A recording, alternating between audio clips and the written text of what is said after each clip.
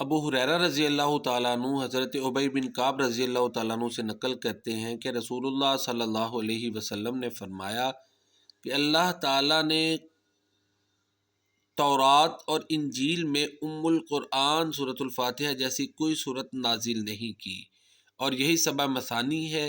اللہ تعالیٰ فرماتا ہے کہ یہ میرے اور میرے بندے کے درمیان تقسیم کی گئی ہے، اور میرے بندے کے لیے وہی چیز ہے جو وہ مانگے گا۔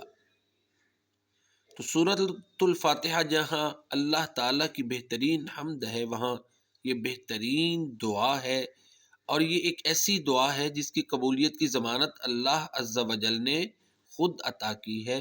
لہٰذا سورۃ الفاتحہ کو بطور حمد اور بطور دعا پڑھنا بھی ایک بہترین عمل ہے۔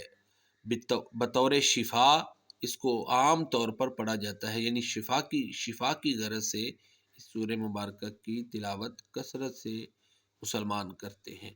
تو بطور دعا اور بطور حمد بھی اس کو پڑھنا یہ بھی ایک بہترین عمل ہے۔ واللہ اعلم بالصواب۔